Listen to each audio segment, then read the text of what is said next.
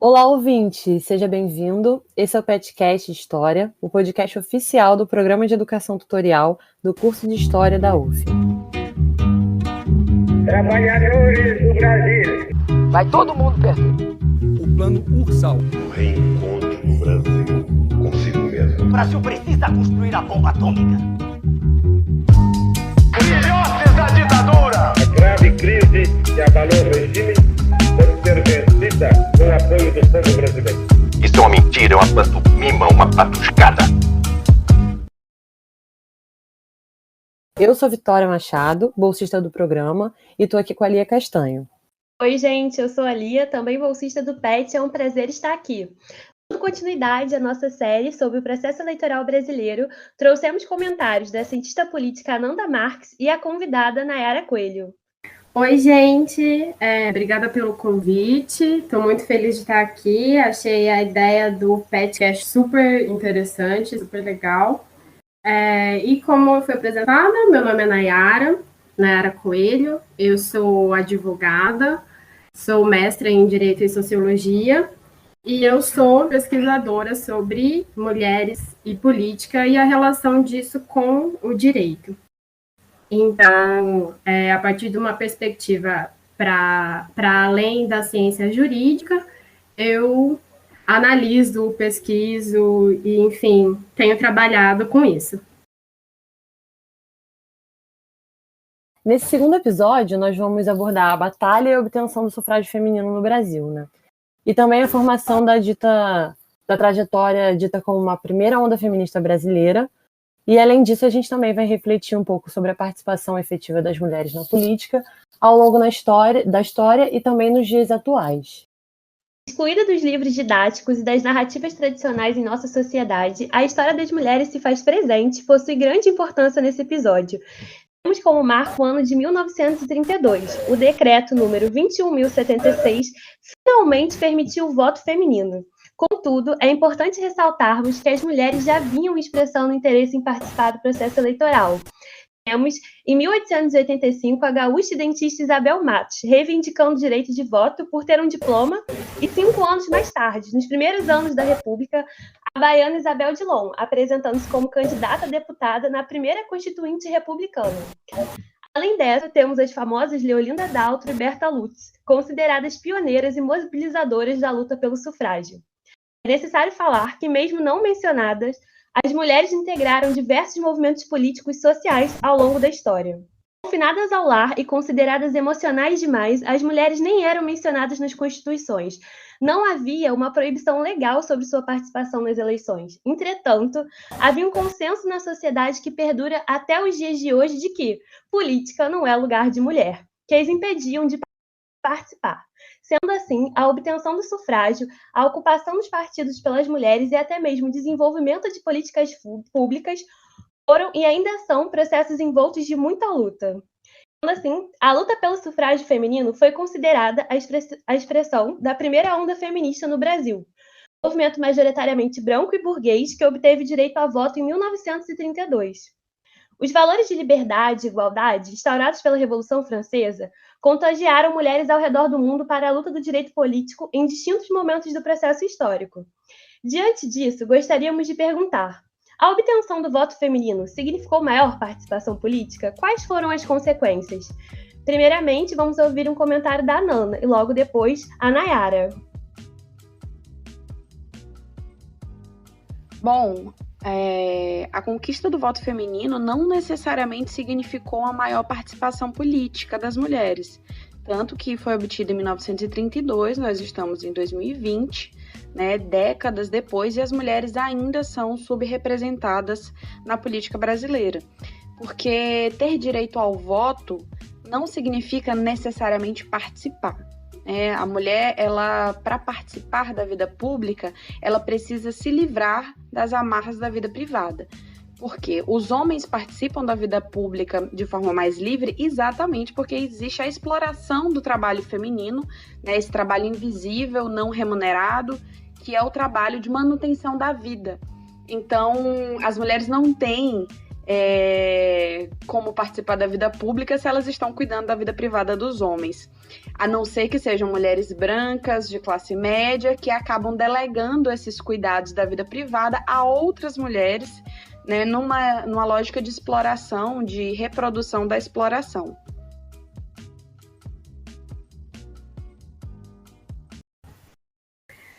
Bom, eu concordo com a Nanda. Eu acredito que a conquista, né, do direito ao voto para as mulheres, ela significou uma maior participação política, mas é uma participação muito formal ainda, né? Foi um direito garantido, mas ele é pouco colocado em prática. E aí a gente pode pensar, inclusive, a partir dessa data, né? Que eu acho que é uma data bastante importante da gente problematizar. E aí eu digo isso por quê? Porque em 1932 é o primeiro momento que nós temos, né, o direito ao voto declarado formalmente numa lei para que as mulheres pudessem votar e ser votadas, mas não eram todas as mulheres. A gente, em 32, tinha a limitação para que pudessem votar apenas as mulheres casadas, por exemplo. E aí dizer que esse direito é um direito que realmente possibilitaria a participação política não é uma verdade concreta, porque você coloca a limitação muito grande.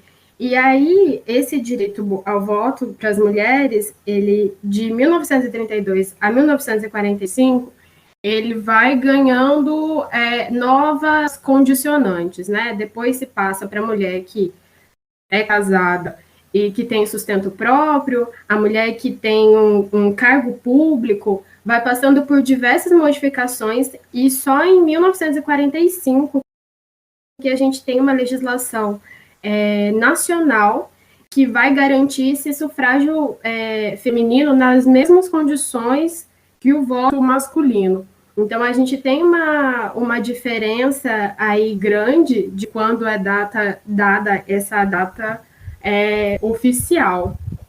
E, com isso, eu quero dizer que essa formalidade, né, e aí, inclusive, falando do meu chão, né, nesse sentido da perspectiva jurídica, do que a lei garante, existe uma importância nisso, mas a gente não pode dar a lei como o direito efetivo, né, como o direito alcançado.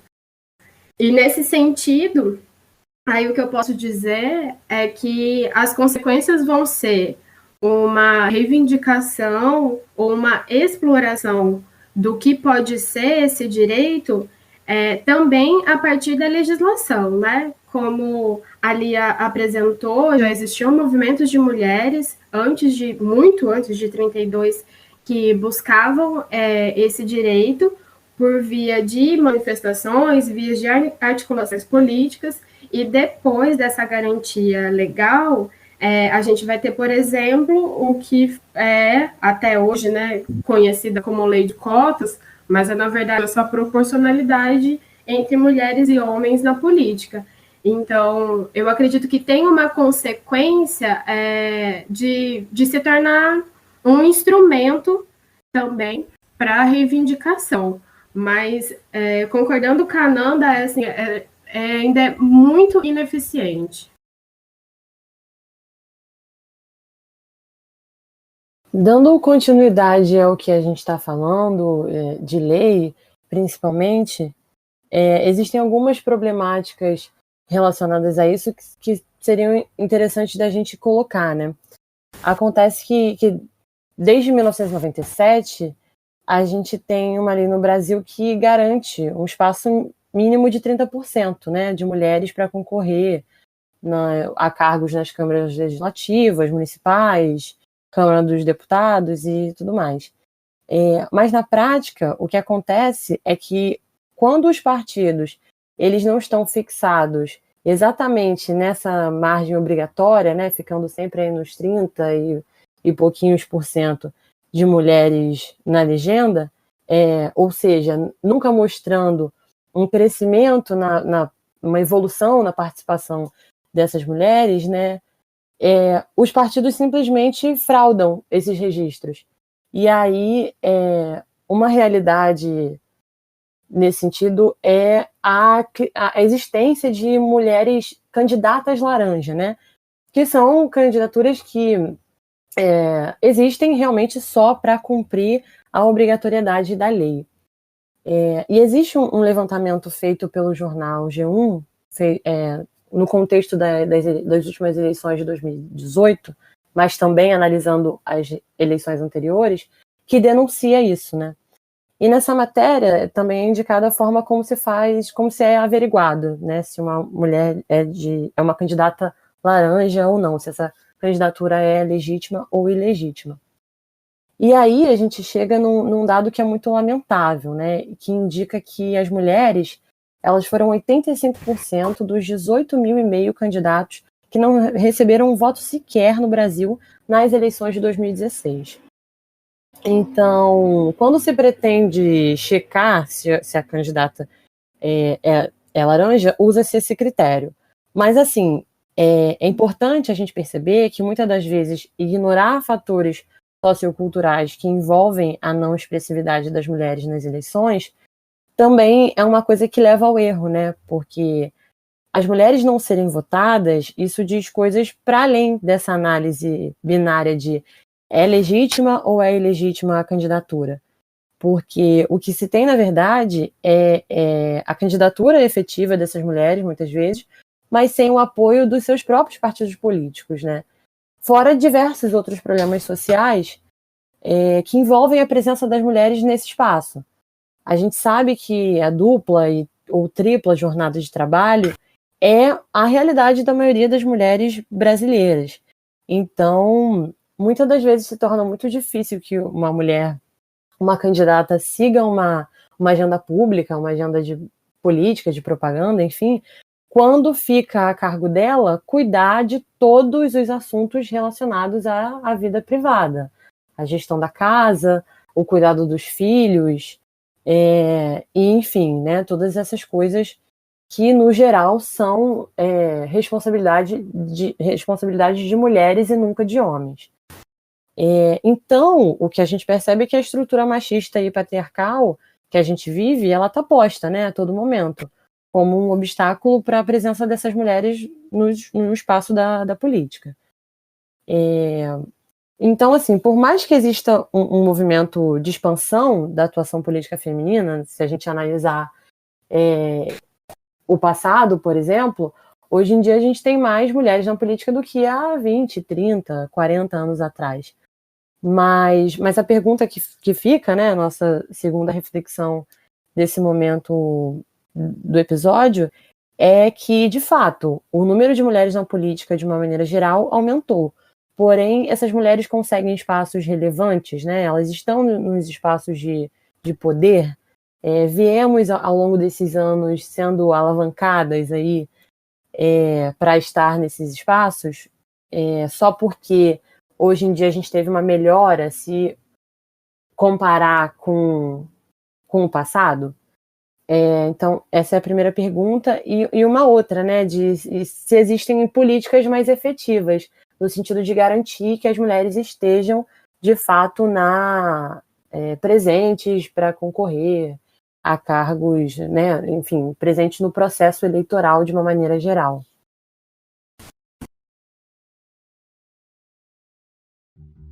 Olha, o Brasil ainda está muito longe, de fato, ter políticas públicas voltadas para as mulheres, apesar de avanços que nós tivemos em anos anteriores, né, e do contexto de retrocesso que a gente vive, a gente ainda está muito longe de ter, de fato, um Estado que consiga atuar para que as mulheres tenham seus direitos garantidos, né, nas mais diversas esferas. Quando a gente fala de saúde das mulheres, quando a gente fala de proteção às mulheres, né, da violência doméstica, da violência sexual, do assédio, quando a gente fala dos direitos das mulheres em relação a ter autonomia financeira, a ter acesso à educação, acesso aos seus direitos básicos, a gente ainda está muito longe, né? As mulheres são os mais pobres dentre os mais pobres, e as mulheres negras principalmente, né? Então a pobreza no Brasil e no mundo em geral, ela tem gênero, ela tem raça, e ainda está muito longe da gente de fato conseguir implementar e discutir os direitos das mulheres de modo que a sociedade como um todo trabalhe para isso.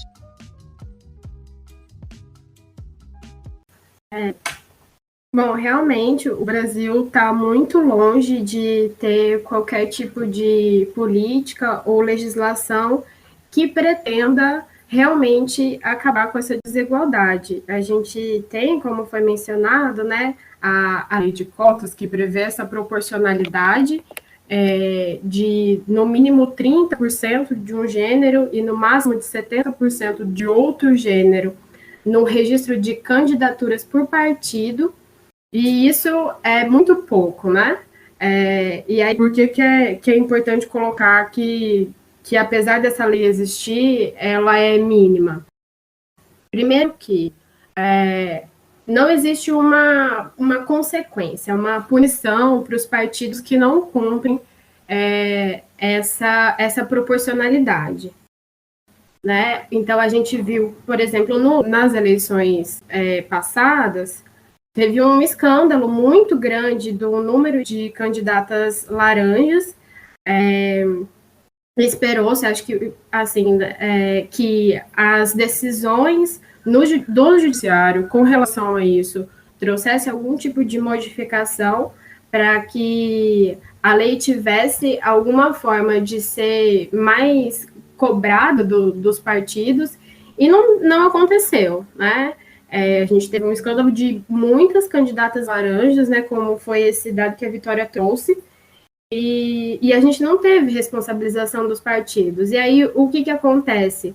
Agora, já saiu o dado das eleições agora de 2020, que dos 33 partidos que existem no Brasil, apenas 3 cumpriram essa proporcionalidade em todas as cidades em que eles registraram chapa. E aí, o que isso quer dizer? Que dos 33 partidos, 30 não cumpriram a proporcionalidade de gênero em alguma das cidades em que eles estão disputando. E isso é muito grave. E isso é grave, mas a gente não vê uma modificação efetiva. E somado a isso, tem também essa questão do que é o papel social da mulher e como cada vez mais esse papel social, essa função do que é a mulher e do que é a feminilidade na nossa cultura, afasta a mulher do âmbito político. Ou seja, o trabalho de campanha, que é um trabalho intenso, que é um trabalho de contato, que é um trabalho de fala pública, que é um trabalho de liderança, ele é cheio de características e de aspectos que são colocados fora desse lugar de características próprias ou desejáveis de uma mulher. Então, a gente tem, em diversos aspectos, limitações que vão aparecendo com relação a isso. Falando sobre o que a gente mencionou, né, no caso das candidaturas fictícias, candidaturas laranjas, que a gente chama, é importante a gente pensar também em quais são as candidatas fictícias que sabem que têm que estão registradas como candidatas e as que não sabem, porque isso também acontece, né? E tem uma responsabilização aí que é diferente, porque a gente precisa pensar também em qual é o papel dos partidos, né, nesse compromisso com a desigualdade. Então, nesse sentido, a gente tem outros países na América Latina que adotam dentro do seu sistema eleitoral regras que vão estar se adaptando para que as mulheres estejam inseridas nas cadeiras mesmo, e não apenas no pleito, porque o que a gente tem no Brasil é isso, né? A lei de cotas é para as mulheres que estão se candidatando, não é uma reserva de vaga, não é para depois do resultado. E isso, somado a uma sociedade extremamente machista, vai afastar cada vez mais a mulher desse espaço de decisão, desse espaço de poder.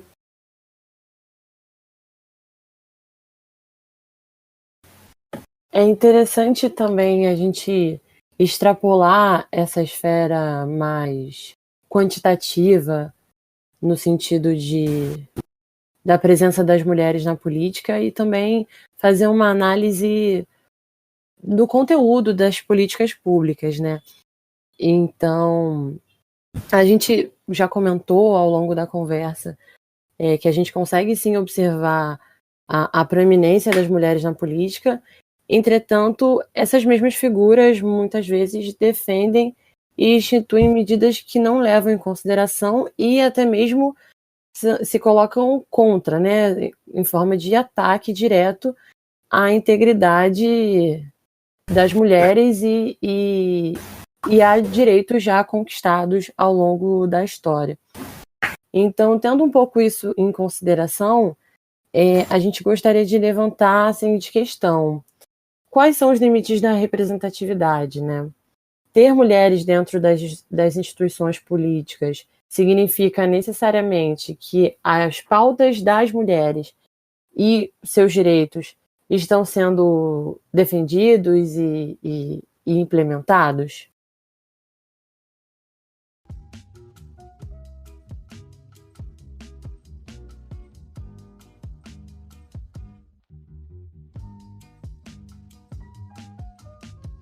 A representação política, ela tem mais de uma dimensão, né? Não é só representação de mulheres, de ter mulheres nas instituições políticas, nos cargos políticos. Uma deputada, uma senadora, uma governadora não necessariamente vai atuar pelos direitos das mulheres simplesmente por ser mulher. É preciso que exista a escolha política desta mulher de atuar nas pautas que dizem respeito aos direitos das mulheres. Então, a gente precisa discutir, e é muito importante ressaltar isso aqui, que não adianta votar em mulheres. Votar numa mulher porque ela é mulher não significa absolutamente nada.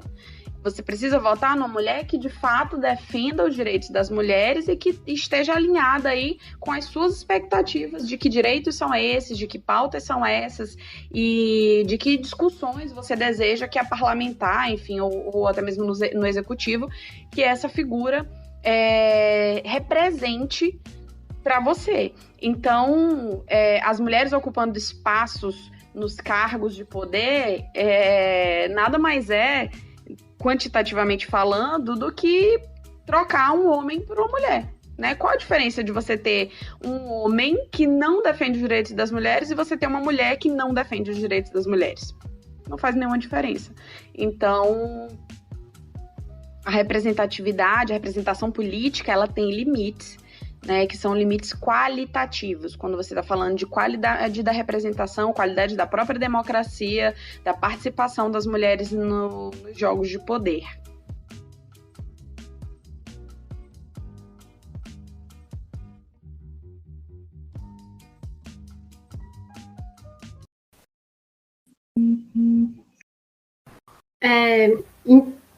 Dentro disso que a Noda falou, eu acho que é importante a gente pensar mesmo nos muitos aspectos que envolvem o que é a representação, né? Aí a gente pode pensar no que é uma representação simbólica e no que é uma representação concreta. Nesse sentido, eu gosto muito da explicação que o Silvio de Almeida usa naquele livro da série dos feminismos plurais, quando ele faz o livro do racismo estrutural, que é para falar sobre a posição de pessoas negras em estrutura de poder. Ele vai falar também sobre como isso acontece com mulheres. E aí, por que é interessante? Porque ele vai trazer que essa representação simbólica, que seria a simples presença da mulher nesse espaço do poder, dessa mulher que ela não é comprometida com os direitos das mulheres, ela seria uma representação simbólica porque ela é visível, né, que existe uma mudança naquele padrão masculino de cargos de poder. Mas não passa disso. E quando não passa, quando a gente se satisfaz com uma representação simbólica, que é essa que se dá apenas pela presença da mulher lá, a gente, inclusive, acaba fortalecendo e legitimando um discurso meritocrático, né, de que as mulheres já estão ali, elas já alcançaram, e então a gente não precisa de políticas públicas, por exemplo, para aumentar esse número ou para garantir a efetividade disso. Então, pensar a representatividade é importante porque em alguns momentos ela pode ser mesmo um tiro no pé e um desserviço ao que a gente entende como igualdade de direitos, né? No nosso caso, como a gente já teve uma presidenta mulher, muitas vezes essa conexão é feita no senso comum, né? A gente já teve uma mulher no mais alto cargo político. Está resolvida a questão, né? Não precisa existir cotas, não precisa de modificação da lei. E isso não é verdade. Porque a gente não vê uma mudança em grande escala, como, por exemplo, foi nesse último mandato, a gente tem 1/4 de todas as cidades do país sem nenhuma mulher na Câmara de Vereadores. E esse é um dado absurdo, né? 1/4 de todas as cidades do Brasil não tem nenhuma mulher legislando. E isso é algo que esse fato da gente já ter tido uma mulher como presidente, da gente ter uma legislação de cotas, não é suficiente para garantir. Então, o que eu acredito é que a representação ela tem muitas limitações,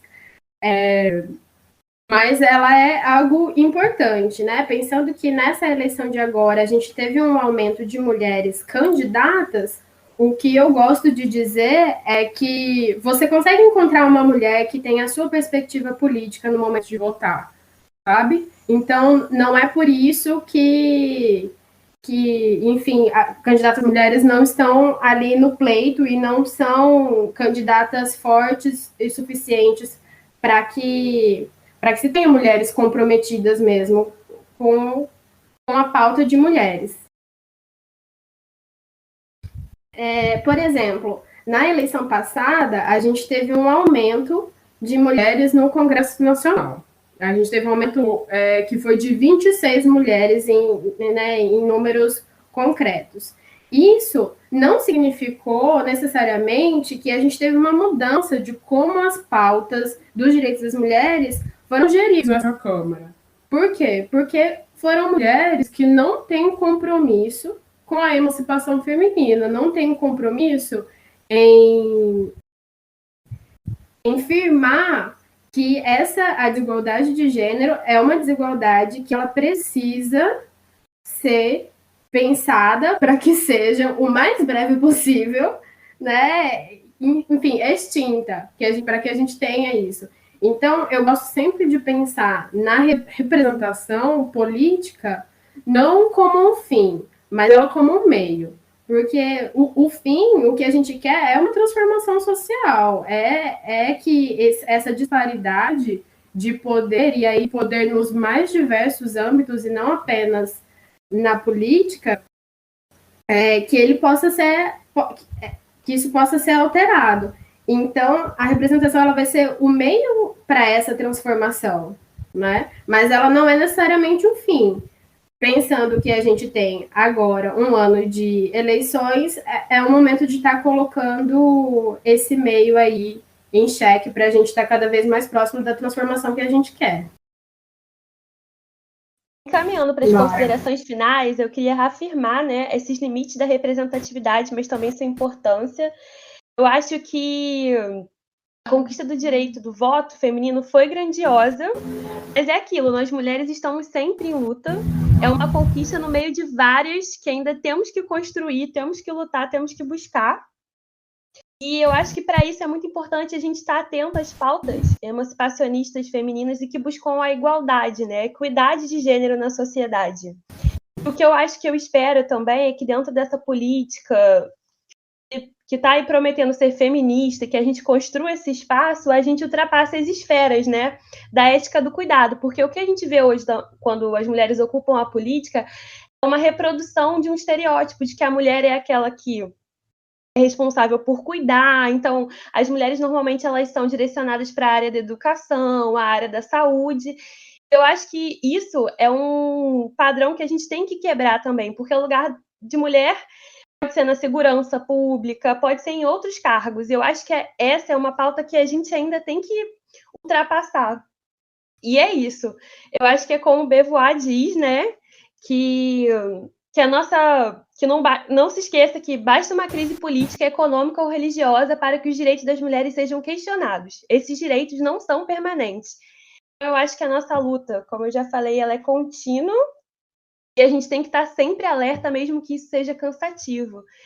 E são várias questões, mas essa da ética do cuidado, para mim, é uma que se mostra muito assim alarmante. Que reproduz, né, que é reproduzindo essa lógica patriarcal e machista. É isso, né? É isso tudo que a Lia falou e mais uma vez reiterar que estejamos sempre vigilantes em relação a retroceder direitos, né? Não é possível que se permita qualquer direito a menos em relação à garantia da saúde das mulheres, aos direitos reprodutivos, às melhores condições de vida de uma maneira geral, aos melhores salários, a boa condição de educação para seus filhos. E, enfim, é sempre importante construir a política que a gente quer, né? E estar atento sempre, né, a qualquer forma de ameaça ao pouco que a gente conquistou ao longo desses anos de muita luta.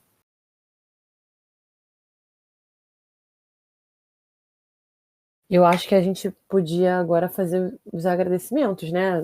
Assim, Cara, você quer falar você quer falar mais alguma coisa? Eu queria comentar sobre essa fala de vocês. Posso? Ai, ótimo, claro. Eu acredito que, ainda que a gente precise se afirmar que é uma conquista importante nós termos mulheres na política, e inclusive estarmos nesse espaço agora falando sobre isso, não pode. A gente tem que estar sempre de olho aberto para isso.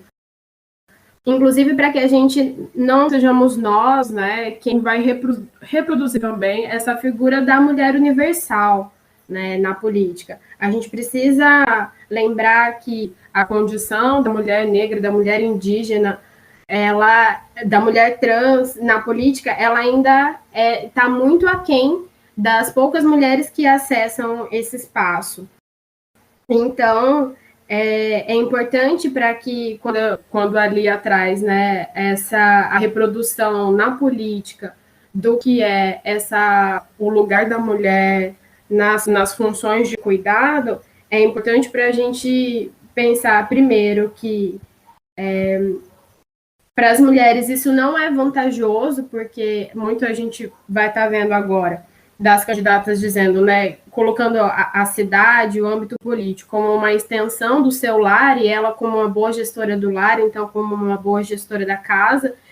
Isso, na verdade, faz com que as mulheres carreguem diversos estigmas e que não são próprios da esfera política, né, que podem existir na esfera privada e reproduzindo uma desigualdade, mas que não está associado à esfera política. E mais do que isso, quando a gente tem uma sociedade extremamente racista, em que as mulheres negras são vistas ou nesse lugar do cuidado ou no lugar da sexualização, elas estão ainda mais distantes do que seria um cargo de poder.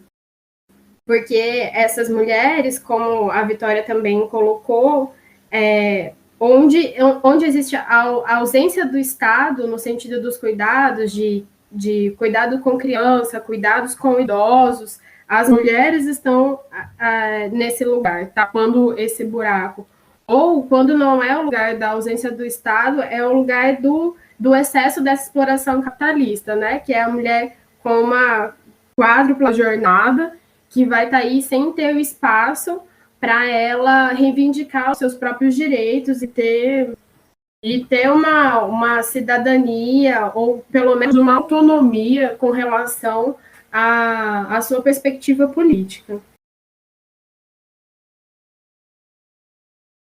Eu queria só falar um último ponto que tem a ver com o que a Nayara está falando, que é justamente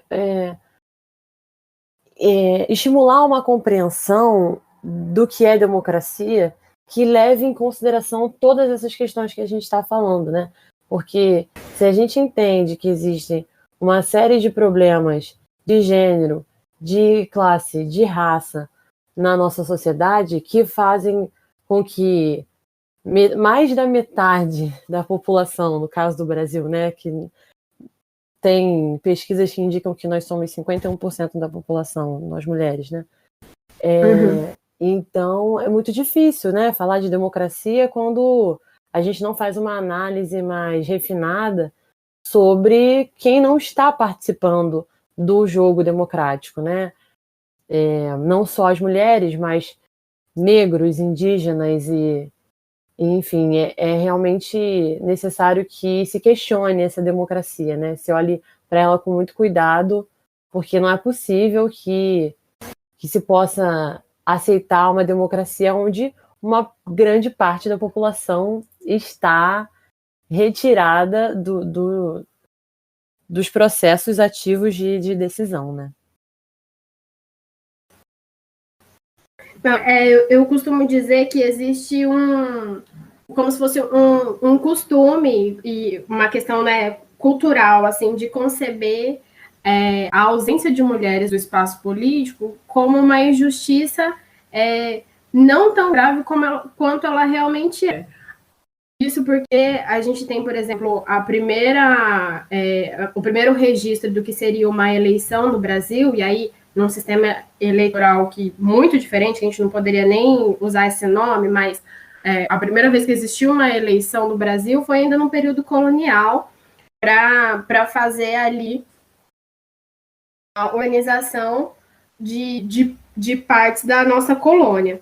E isso aconteceu em 1532. A gente, ainda que problematize a data de 1932, de quando as mulheres tiveram pela primeira vez o direito de votar, é importante a gente pensar que são 400 anos de diferença.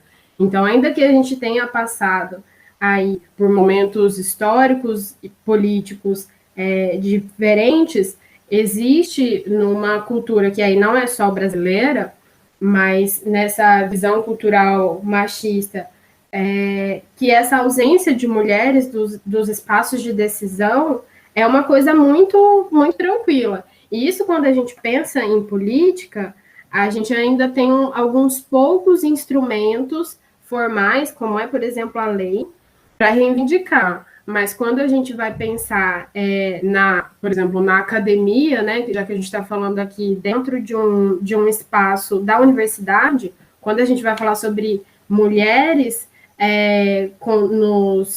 nos mais altos graus aí de docência ou de pesquisa, a gente também está falando de um número muito baixo, né? Então, as mulheres em espaços de poder ainda não apenas na política, né? É baixo em muitos aspectos. Então, sem dúvidas, esse questionamento do que é a democracia e essa visão crítica, né, do que a gente pode considerar a democracia nos termos do que a gente tem, é algo que tem que estar sempre presente, sempre piscando como um alerta.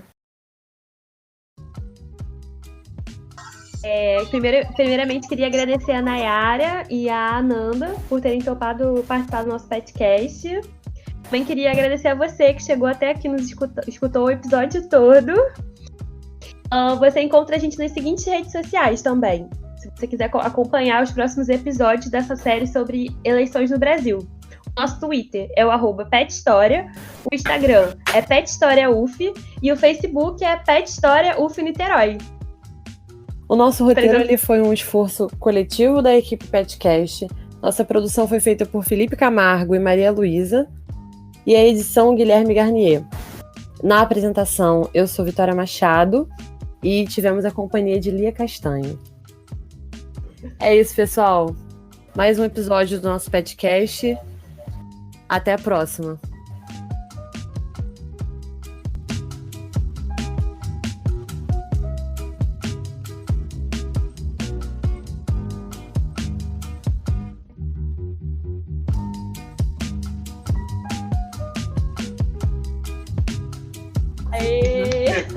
Tá bom! Você foi incrível, como sempre.